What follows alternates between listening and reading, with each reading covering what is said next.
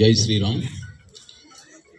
రత్నాకర దౌతపదాం హిమాలయ కిరీటినీం బ్రహ్మరాజర్షి రత్నాఢ్యాం వందే భారత మాతరం. భారత్ మాతాకి.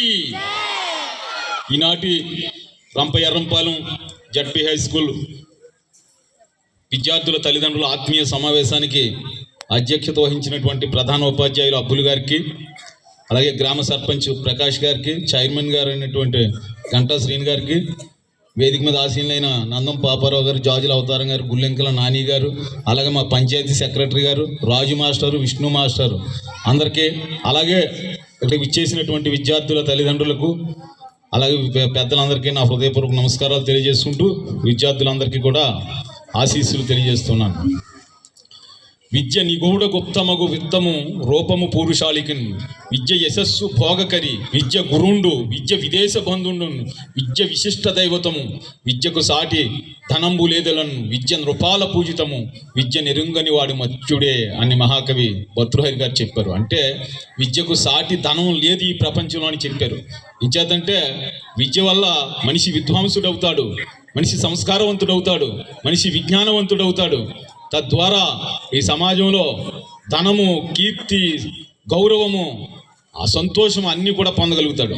అటువంటి విద్యను అందించేటటువంటి విద్యాలయము అంటే మనకు ఒక దేవాలయం లాంటిది. ఇటువంటి ఈ విద్య కోసం, ఈ విద్యార్థుల ఉజ్వల భవిష్యత్తు కోసం ఈ ఆంధ్రప్రదేశ్ ప్రభుత్వం కోట్లాది రూపాయలు ఖర్చు పెట్టి మరి మొన్ననే మెగా డిఎస్సి నిర్వహించి 16,500 మంది కొత్తగా ఉపాధ్యాయులను నియామకం చేసింది. వాళ్ళని నియమించడం అంటే నెలకు ఎన్నో కోట్లు ఖర్చు అవుతుంది. అయినప్పటికీ కూడా మరి ప్రతి ఒక్కరికి విద్య అందాలి. అటల్ బిహారీ వాజ్పేయి గారు అనేవారు, దివంగత ప్రధానమంత్రి, ప్రతి మనిషికి కూడా ఉచితంగా అందవలసినవి 3 చెప్పారు ఆయన. 1 విద్య, 2 వైద్యము, 3 న్యాయము. ఇవన్నీ కూడా ఉచితంగా అందాలి. అందుచేత ప్రతి ఒక్కరికి శ్రేష్టమైన విద్య అందించాలనే సంకల్పంతో ఈ రాష్ట్ర ప్రభుత్వం మెగా డిఎస్సి నిర్వహించి వేలాది మంది ఉపాధ్యాయుల్ని నియామకం చేసింది. మరి ఇంత సేవ చేస్తుంది మన ప్రభుత్వం, ఇన్ని కోట్లు ఖర్చు పెడుతుంది. అయినప్పటికీ కూడా మనం ఏం చేస్తున్నామంటే మన సొంత డబ్బులు ఖర్చు పెట్టి వేలాది రూపాయలు ఫీజులు కట్టి ప్రైవేటు స్కూల్స్కి మనం పంపిస్తున్నాం. ఇది ఎంతవరకు సమంజసం? ఒకసారి ఆలోచన చేయండి. నిజం చెప్పాలంటే ఈ డిఎస్సిలో ఉత్తీర్ణులు కాలేక, ఉపాధ్యాయులు అవ్వలేక మిగిలిపోయిన వాళ్ళను ప్రైవేట్ స్కూళ్ళలో చేర్చుకుంటారు. నిజంగా ప్రభుత్వ ఉద్యోగం వస్తే ఎవరైనా సరే ముందు ప్రభుత్వ ఉద్యోగంలో చేరతారు. అది రాకపోతే ప్రైవేటు విద్యా సంస్థల్లో చేరతారు. అంటే ఎక్కడ ఉత్తమమైన ఉపాధ్యాయులు ఉన్నారో ఒకసారి గమనించండి తల్లిదండ్రులారా. మరి ఇటువంటి వసతుల్ని, ఇటువంటి వనరుల్ని మనం వదిలేసుకుని డబ్బులు ఖర్చు పెట్టి అక్కడ మనం ఆర్థికంగా నష్టపోతున్నాం. దీనికి ఒక చిన్న ఉదాహరణ చెప్తాను. ఇందాక పాటి రాంబాబు గారు చెప్పినట్లుగా ఒక ఊరికి ఒక బస్సు ఉండేదటండి. ఆ బస్సు వెళ్తుంటే అక్కడ ప్రైవేటు వాహనాలు కూడా అదే ఊరు వచ్చి బస్సుకి 20 రూపాయల టికెట్ అయితే మేము 15 రూపాయలకి తీసుకెళ్తామని చెప్తే బస్సు ఎక్కడ మానేసారట జనం. మనకి 5 రూపాయలు తగ్గుతుందండి.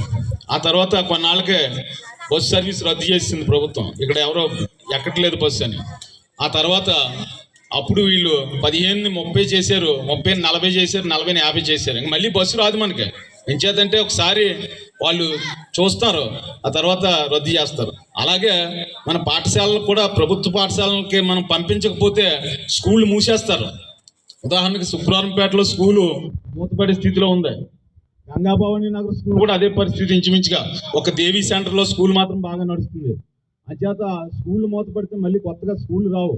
ఆనాడు ఈ స్కూళ్ళు ఏర్పాటు చేయడానికి దివాణం గారు లాంటి పెద్దలు, ఎందరో మహానుభావులు, వెంకట వెంకటరత్నం గారు ఇలాంటి వాళ్ళు అందరూ ఆ రోజున ఎంతో కృషి చేసి ఈ యొక్క పాఠశాలను మనకు ఏర్పాటు చేశారు.